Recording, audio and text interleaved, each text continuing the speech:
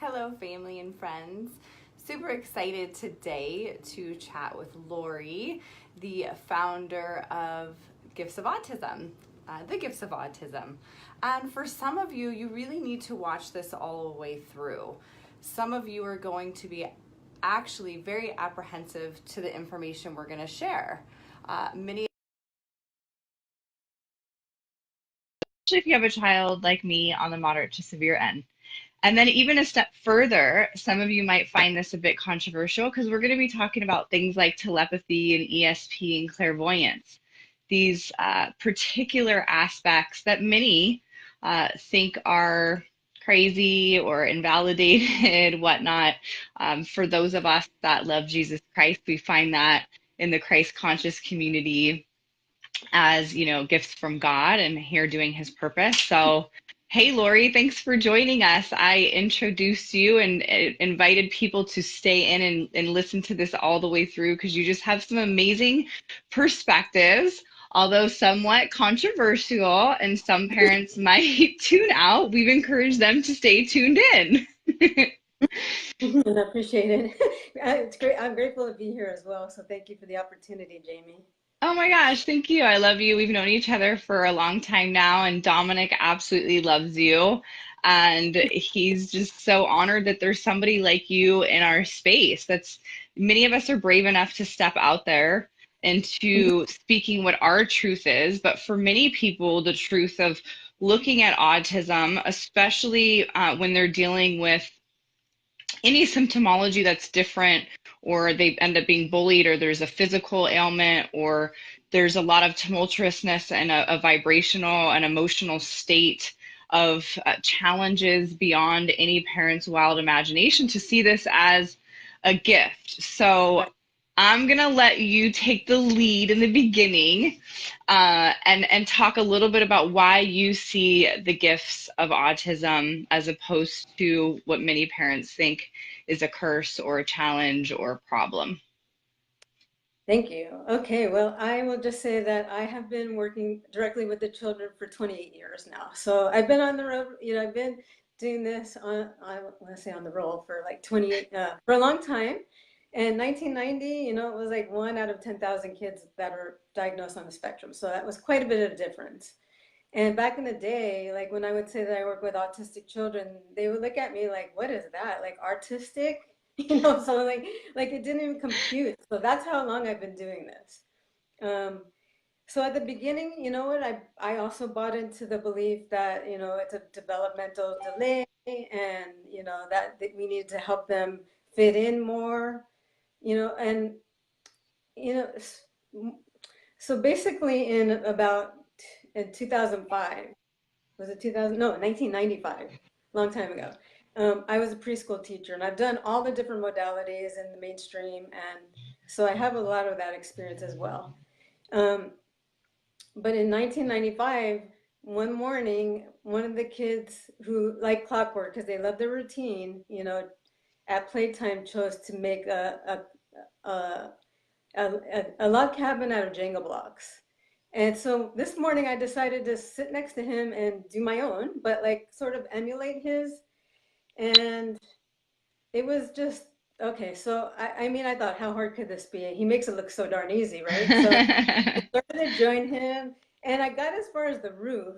And then as I started building the roof, it just kept collapsing, collapsing, collapsing. And I was like, what the, and so at this one point, like I just remember him tilting his head, like kind of like accentuating it, like for me, like look at me, like I'm like placing it at a certain degree that you're not able to see. And so in that moment, I had this like big aha moment, which was like, oh my God, there's things that we're just not seeing with these children. And so then in that moment, I was like, they're gifts. There are gifts that these children have. And so that opened my mind to start being more curious. Because after I started, like, when I noticed that, he looked at me with this biggest grin on his face. Like, you finally get it. Like, it was like celebration day, like liberation. So that was like my biggest, like, I would call it the turnaround. And then I started asking better questions, which was like, okay, like, show me your gifts, like, what else do you have? And I started becoming more aware. instead of like looking at the deficits and what we've been trained to look at and look for. I started looking for the gifts because he showed me that, wow, there's a gift that I wasn't even aware of. Like Right. in my own awareness, like I don't see degrees, I don't see the things that they do. But I'll tell you, that was a big celebration day for me. So And then, parents do need to hear this, because I myself, I was young when my child was diagnosed, with severe autism, severe mental retardation, seizure disorders. You're offered little hope. But going back to this notion of parents that are struggling with any issue, you see it as that video showed, you see it as a dysfunction, you see it as a disorder, you see it as a disabled, and all this dis, what in the prefix terms means not, and to lacking of. And so as opposed to looking at all of these negative perspectives, absolutely, this isn't to disregard a challenge, this isn't to disregard, there's the dis word, right, to take away any emotional state or feelings that one will go through when they're struggling with somebody that has a difference, right? But in terms of shifting your consciousness, shifting the way that you look at the different, even if you break it down to very minute issues or skill sets that they're doing, that you will find some gifts in this. Is that what you're saying? oh, I mean, it's a shift of perception, I mean, so basically, we really just buy into what we believe. It's not even our belief. People will tell us, oh, this is what autism is, or this is whatever we're learning. Our parents do it for us, teachers do it for us. Like, and we don't always have that sort of awareness to say, no, wait, I'm going to question it. Although a lot of autistic people do actually have that awareness, which is Mm-hmm. interesting. I'll talk more about that. But I mean, I'm really open to going deep with this conversation because really, really honored to be here. And anytime I can really share what I know, and a lot of it isn't just my own perception. A lot of it is actually coming from the children and the adults on the spectrum directly. Yeah.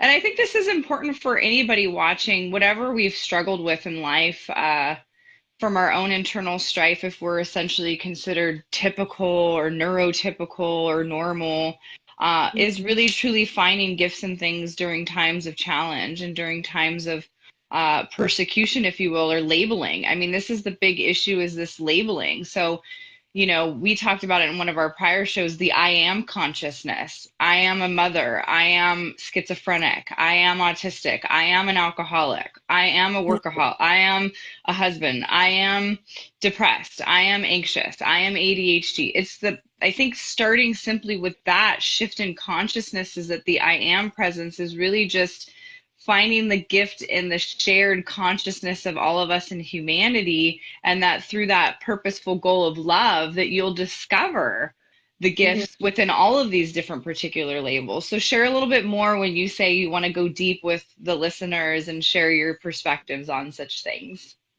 Well, I think a big piece, and even Dr. Temple Grandin actually had said this in one of her videos. It's like the most misunderstood piece in autism is the sensory system. And we still don't really understand it. I mean, I can only understand it at the level that I'm able to.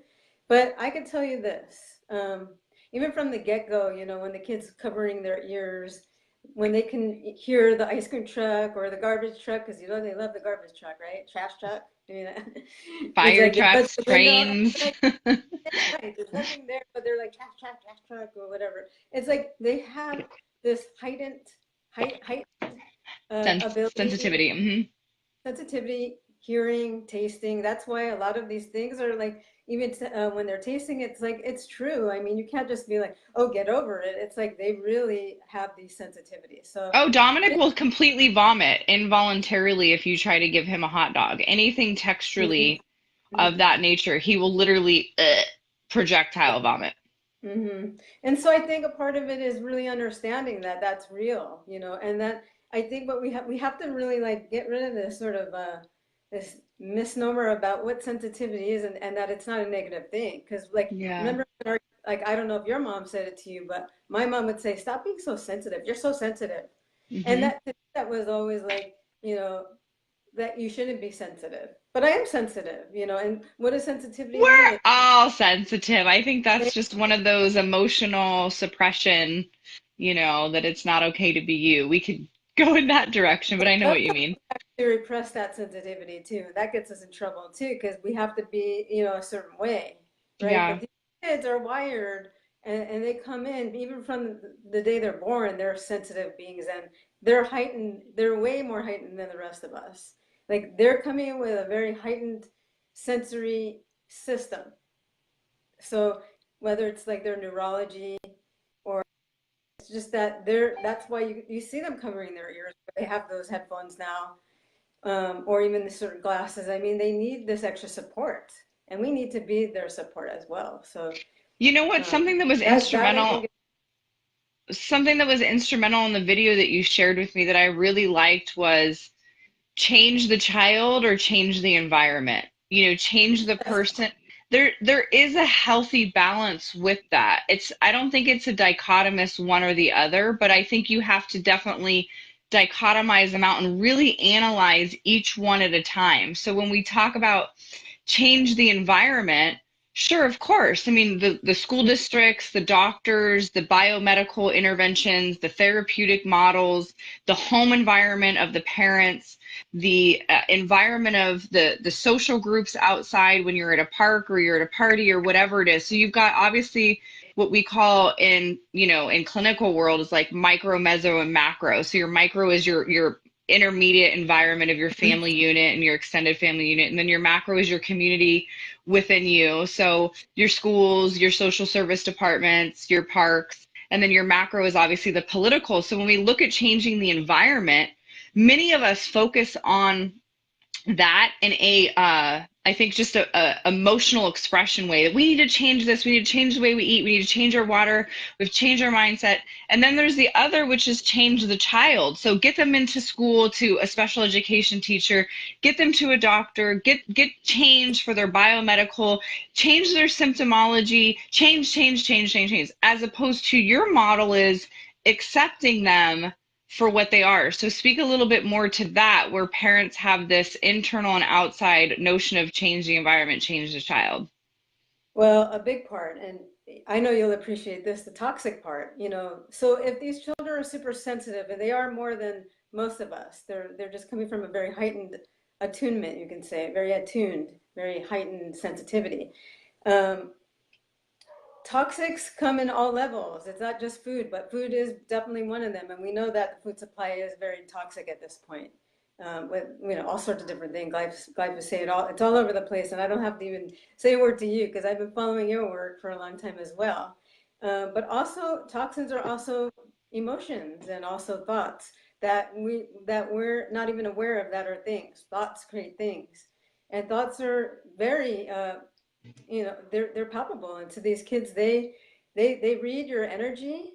They read, I mean, we all do, right? I mean, I definitely do. I could gut feeling, right? We go back to like, oh, I had this sort of hunch or a gut feeling. So we're always doing it. So Yeah. none of this that I'm talking about is really woo woo out there. It's just that they have such a heightened awareness and everything that, so I may like be in a place and I can feel like, oh, there's some negative vibes, we call it, and I'll leave because, hey, I could do that. Nothing's going to keep me there. But with the kids, sometimes they're not able to just get up and leave. Or if they run out, then they're a runner, and then they're stigmatized as a runner, or so many things. And because of their sensitivities, they can see things that we can't always see.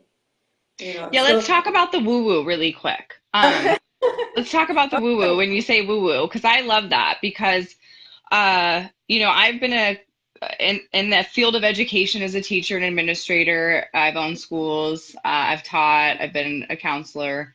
I've also been on the medical side of clinical world of being, in psychology and clinical therapy and behavior analysis. I mean, everybody that knows me knows I have just spent my entire life sacrificing any time I've had, or even in some cases experiments, for proving the woo-woo. So everybody knows this about me. I'm very spiritual. I am very cognizant to intuition.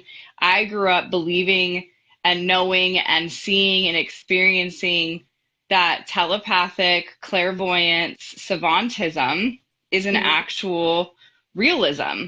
So to explain that to some of our listeners, so telepathy or ESP is essentially where you can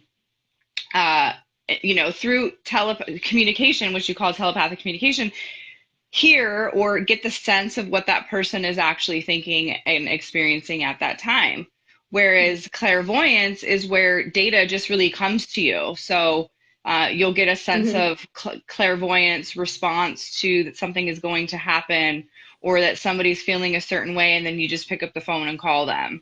And then obviously savantism, which is what most people over think or apply to autism, but is accepted as a scientific fact of savantism, is they're just high functioning is the perspective, but my research is highly in contradiction to this, that it's not just high functioning children on the spectrum, that they can do mathematical or English or artistic, like the camera, the genius cameraman with autism. I mean, obviously everybody knows the infamous Rain Man if you're in your 30s and 40s.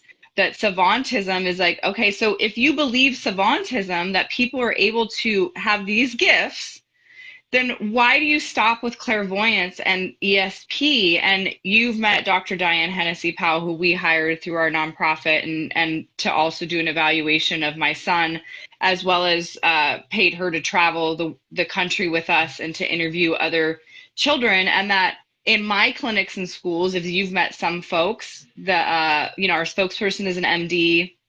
So we're dealing with real live, touchable, tangible scientists from very credible major universities around the world. And we are all saying woo-woo is scientific. Clairvoyance and telepathic ESP, and seeing these children, not all of them, but some of them, have certain gifts. And then we've also seen that the children, as they get older, they lose the gift. So the gift will be there. And that's pretty true, I think, of across the board when you think about typical people having certain gifts. Some people have gifts and they go away.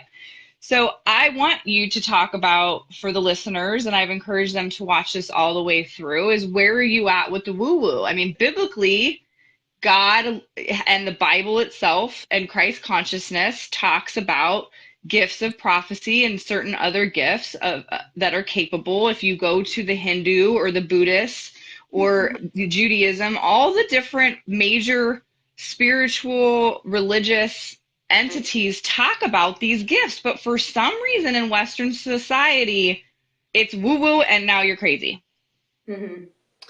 So I'm not exactly sure where to go with this. So I'm gonna allow what wants to come through me, right? I mean, I do really well with that. So okay, I love this, and I love that we're going into it.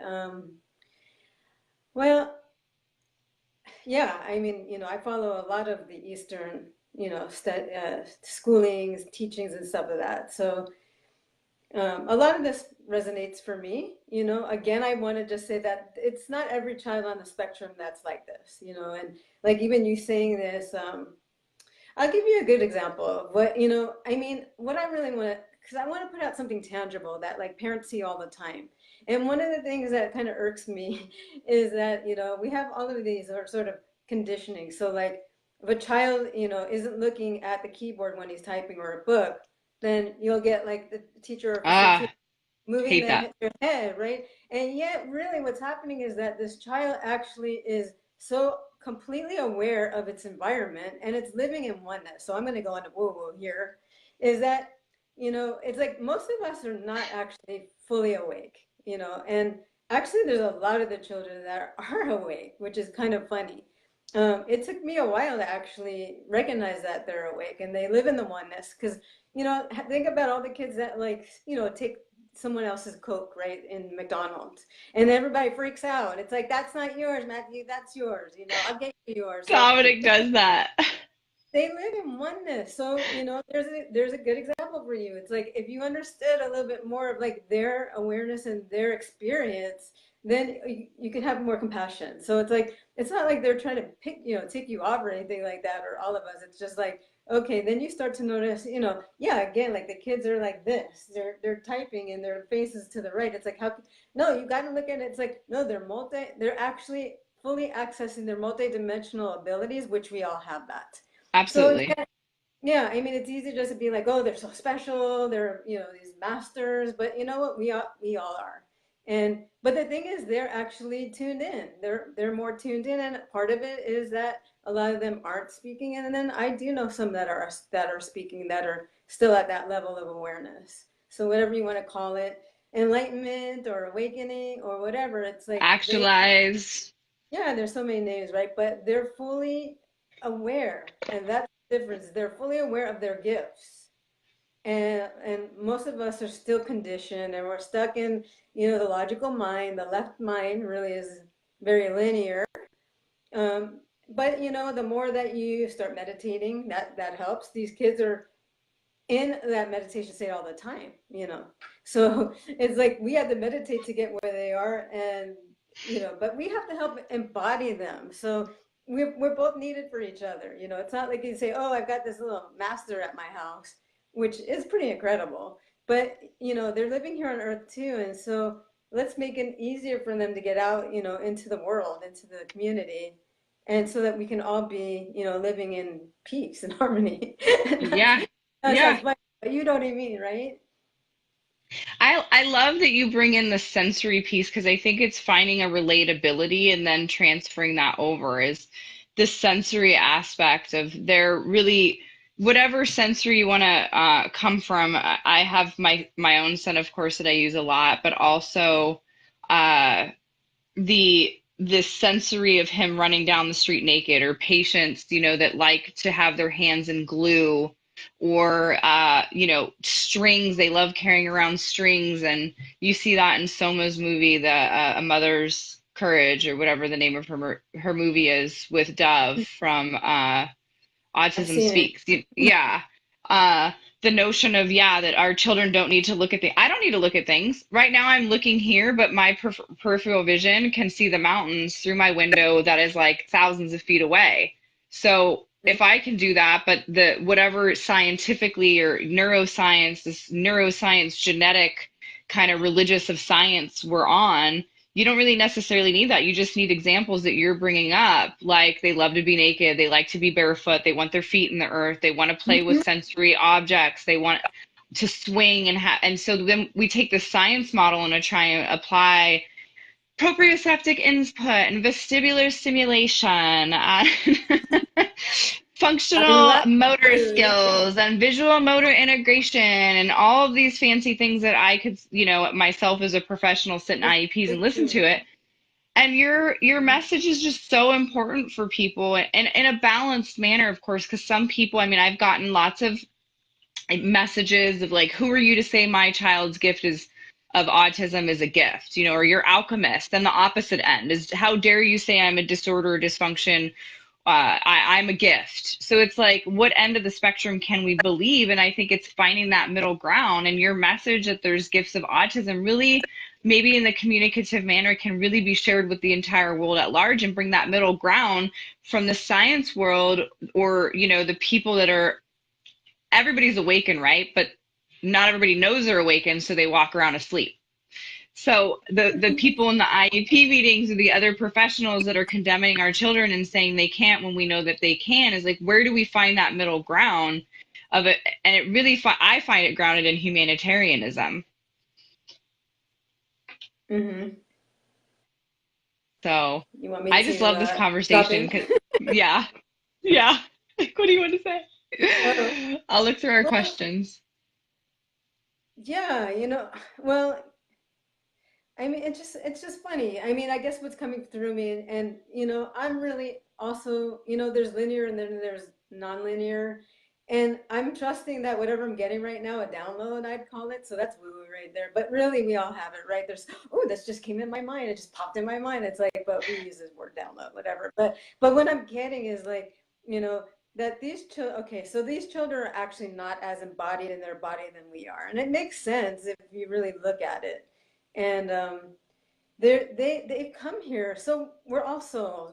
This is going to be a little spiritual, but we're all souls having a human experience, and we all choose before we come in, like what our experience is going to be this lifetime. Maybe that's what I've heard, and I mean, there's parts of this I actually resonate with me, but I have heard through many of the children, and like I said, I connect with a lot of them, and they'll even like, email me through their typing and stuff like that. And I mean, the messages that they send me, always about love, always about acceptance, always about courage, be fearless, audacious. It's like there's nothing to fear. They know the higher teachings already. They're already connected, fully connected to the teachings. So this is what I'm saying. I'm allowing what wants to come through me right now, and I love it. So the part that they're not completely embodied is they are really here to reflect a lot of what's not working here in our world. The reflections. And there's a lot that's not working right now in our world. There's a lot of broken systems. So, I mean, some people will be like, what does that mean? But I mean, right now, there's even the schooling system is over 100 years old, and we're still doing the same exact things, like it hasn't changed much, and like we see the government now, we see, the toxins and everything. I mean, there's like every area is broken, and they're more, in wholeness. They're more connected to truth than the rest of us, because we're still trying to fit in. We're still trying to, know what we're doing, and they're all just like, come from your right brain. Your right brain is all about love and compassion. It's all of the higher teachings that you were saying that are in like the scriptures and all of them. It's like, it's all about love, but we get so darn logical and like, this is how it has to be. And then we want them to be like us, which is it really working? So I mean, so the reflections a lot of times, if they're running around naked, that could mean like, be more free, mom, like think about what you're thinking when your kid is actually running, instead of going into like flight or fight, like, oh my God, what are the neighbors going to think about me, or whatever you're thinking, Yeah, That's I the thing love when you that. start being in the moment. And again, like, because yeah, they trigger us left and right. And like I said, I'm not going to say that it's an easy journey. It's not. I feel for all the parents, but I also know that if you're able to see your children from a clearer lens, it's a very magical journey too.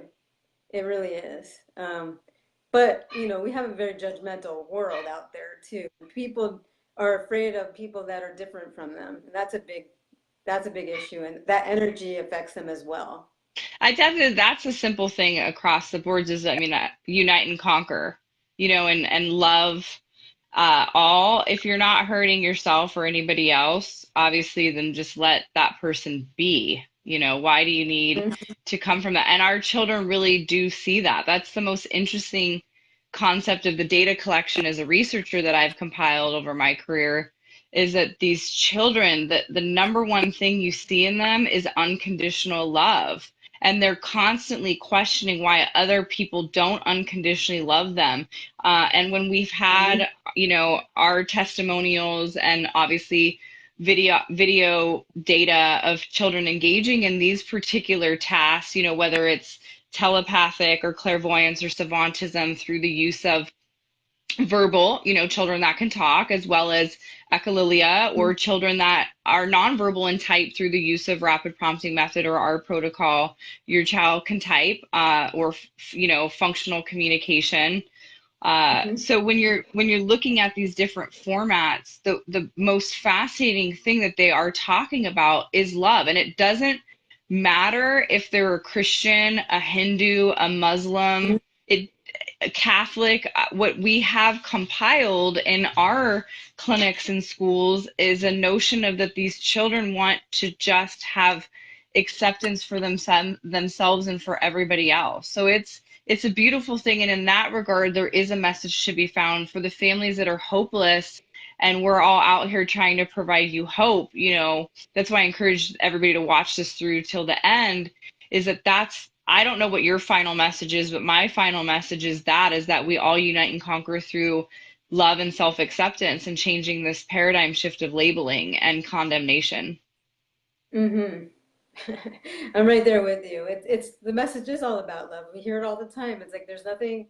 All we need is love, right? The Beatles got it right, And the kids they're just they're very connected. And if I could say one thing is start reading the books from the children. And you talk about Soma and Tito.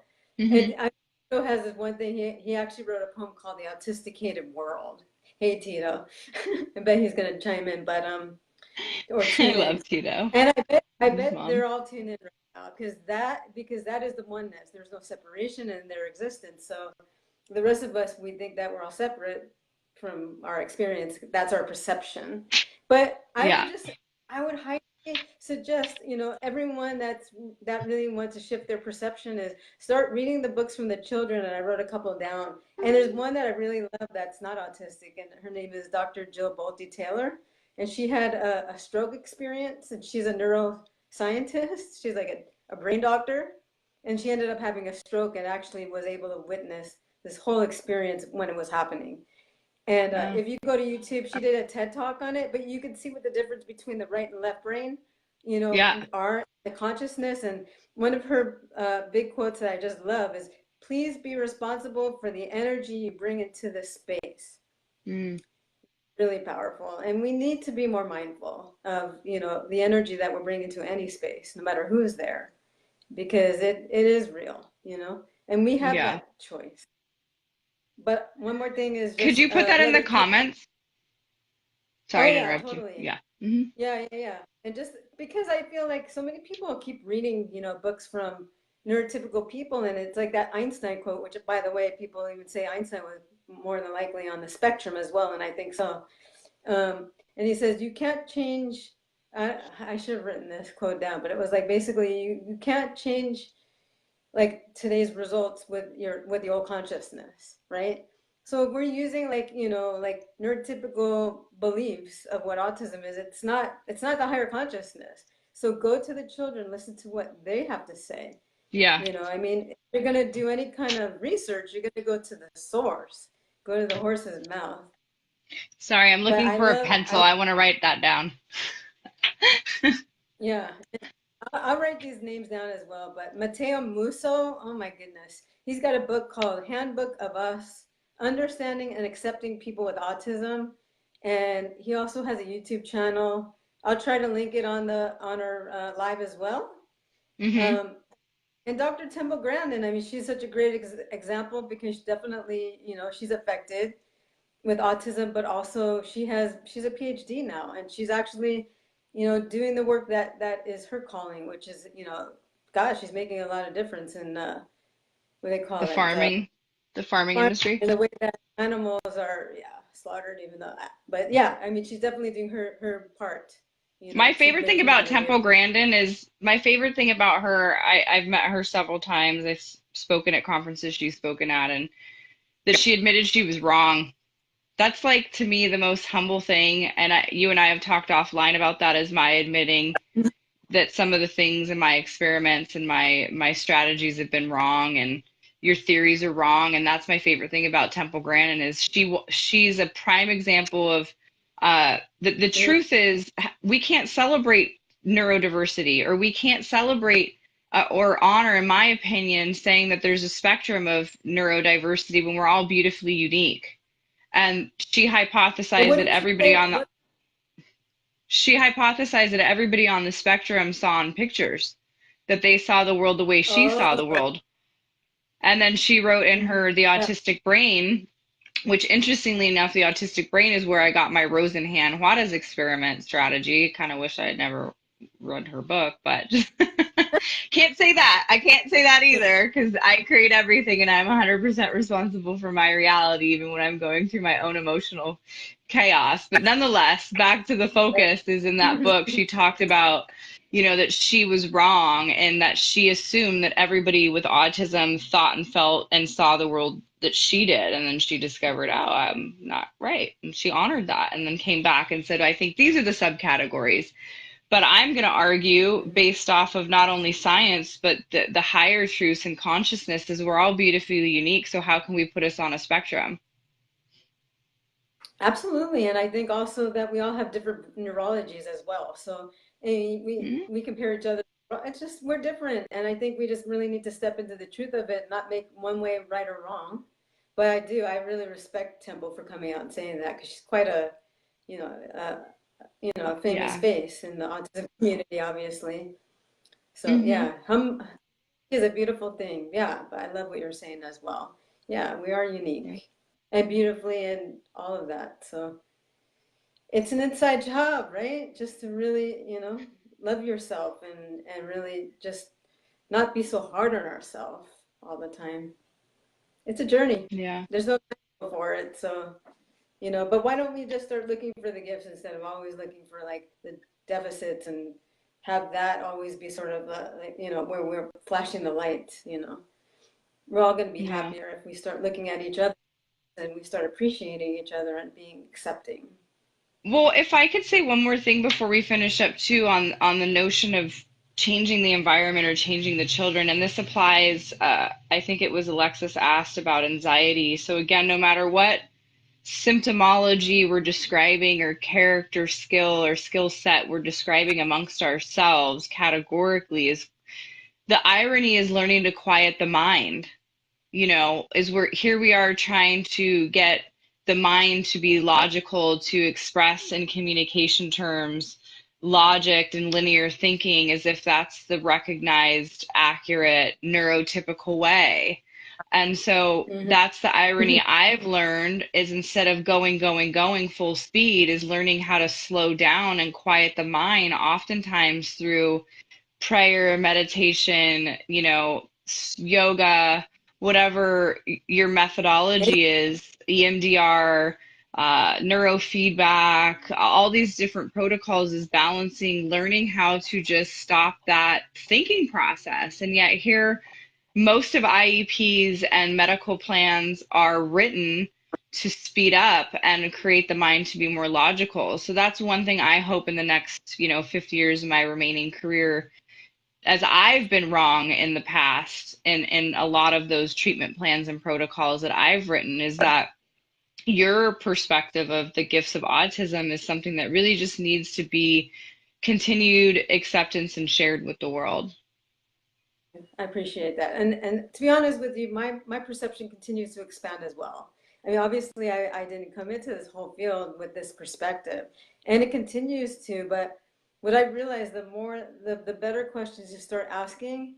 Like in 2011, I met Lyrica Mia Marquez, who is nonverbal, non-speaking. I call it beyond verbal because they are really accessing beyond the verbal. Like, and you know this with the work that you do. So, it's like the more it really is about you really being super curious about your child. I started just like, when I opened up the Gifts of Autism Facebook group, my intention was like to not just share their gifts, but also to share like how the children are like helping us grow, how they're helping us to grow spiritually and to open up in our love and our heart and all of that and all of our gifts. But even today, I would say I'm at even a different level, which is more about like, yeah, how can we do that? Like, how can we, it's like, how can we meet them now where they're at, and it's not, I mean, it's a choice, right? But I have to say, connecting with the children from my perspective is a lot more magical now for me. And one thing that I don't come with them is I don't have expectations. And because I don't have expectations of them, they like show me their, like they start talking, and these are non-speaking kids. Or, not all of them, but I mean, I see incredible magical things that happen because I'm present with them, and Yeah. I know I see them. I know that they're a soul, that they've chosen to come in this way. And even I have a lot to learn, but I also realize that I have a lot to offer them as well, which is even doing this today, helping, just helping make this world a little bit more peaceful, more peacefuler. My mom would love that. More peaceful. Yesterday we were at soccer and I said, that's funnier. Yeah, that's what Funny. we're allowed to do. Yeah.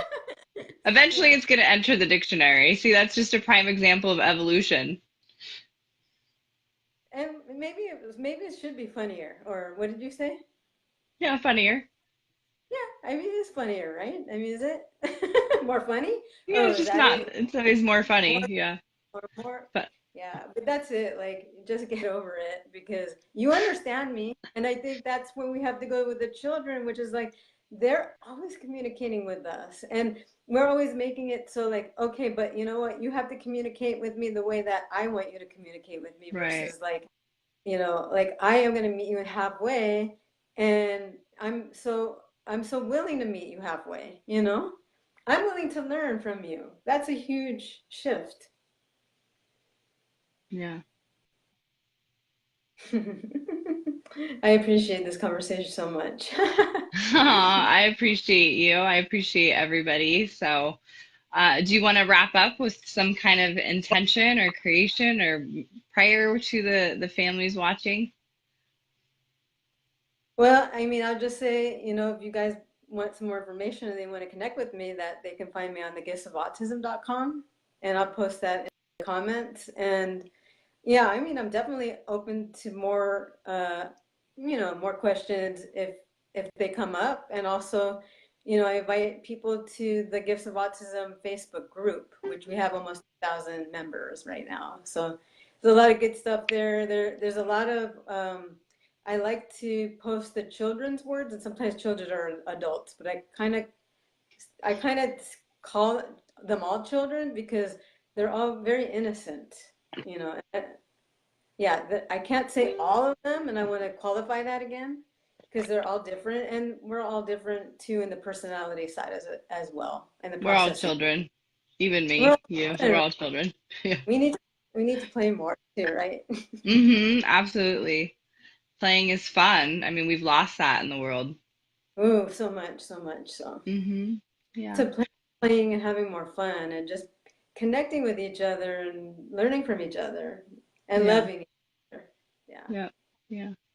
Well, thank you so much, Lori. You're awesome. Thank you for sharing the gifts of autism with us, and thank you for sharing your time with me. Thank you so much. And thank you, Jamie, for having me. And also thank you to all the listeners who are listening now and in the replay. So thank you for Yeah. your time and presence. Thanks. All right. Bye. Peace out, freedom. All right. Peace out. Ciao.